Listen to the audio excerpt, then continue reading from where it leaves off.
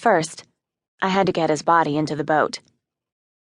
This was more than 10 years ago, and I've forgotten some of what came before and after. But that night, and the following day, I remember in extravagant detail. I had lain awake all night, trying to imagine how I might get him off the bed and down the stairs and into the rowboat, since he weighed at least 150 pounds and might have gone stiff.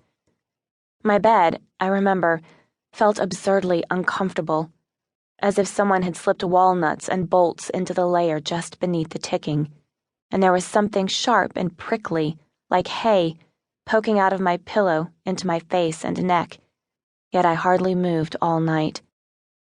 Every noise paralyzed me with fear. I had to force my eyes shut to think, literally hold them shut with my fingers, and in this way I worked through the problem, getting him into the boat, over and over again, allowing for variations, so that by morning I was pretty sure I had it down. Once he was in the boat, it would be easy. When it was light, I sat up and put my feet on the floor. The room rocked and tilted slightly, like a room in a funhouse or a ship. Lack of sleep made me dizzy, which caused a sense of unreality that I found comforting, as if now I was finally asleep and only dreaming. But the feeling did not last, and after a minute or two, I found some clothes on the floor and got dressed. I had worn these same clothes the day before, and perhaps the day before that, and as a consequence, they were limp and smelled a little like onions. I washed my face in the bathroom sink, used the toilet, and went downstairs. In the kitchen, I made myself a sandwich and put it in a plastic grocery bag, then got a small shovel from the back porch. It was the trowel I used in the garden, still caked with hard lumps of dirt. I cleaned it off as well as I could with my fingers, then gathered myself together and walked over to my mother's house. Though it was still August, it was getting cold in the mornings, and the grass was dewy, and a mist hung over the lake at the end of Fox Street. The air, when I breathed it, had a taste like cold lake water.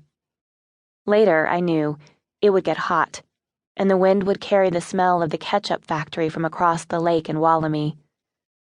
That smell had always been a signal for me to dig out my leather shoes and wool skirts. That summer was ending, and school was about to begin. Though I had been out of school for 4 years by that time, the smell still had the power to excite me, or more exactly, stimulate me. I had a tendency to be lazy in summers. It was a delicious feeling at first, but it cloyed. Fall aroused me to action, though I don't mean this as an excuse for what happened. The boat, a battered metal rowboat with peeling green paint that had washed ashore on Trainline's little beach one day and that no one else had wanted to claim, was in the garage behind my mother's house. The garage was rickety and packed with junk, but I kept my boat there because I had no storage space at my apartment. I took it out on the lake quite often, so I was pretty sure that anyone seeing me drag it down to the dock would not find it odd. I lugged the boat up to the back door, attached the hose to the outdoor faucet, and pretended to wash the hull. Water tributaried across the small dead lawn and puddled around the laundry pole. The sun, though it was barely up, burned the top of my head and made me feel spotlit and uncomfortable, as if I was being watched. Just in case, I continued my charade, giving the hull another good rinse, winding the hose back up, smiling slightly. Then I got a blue tarpaulin and some nylon rope out of the garage and went inside to get Peter. He was where I'd left him, of course, in the upstairs bedroom that had once been mine. When I was a little girl, I demanded red gingham wallpaper. It was still there.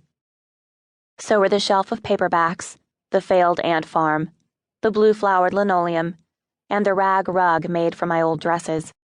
It smelled of dust and dead wasps, the closed-in odor it always got in summer when I'd left the window shut. And another smell, a hot, difficult one I didn't want to acknowledge, Peter's smell.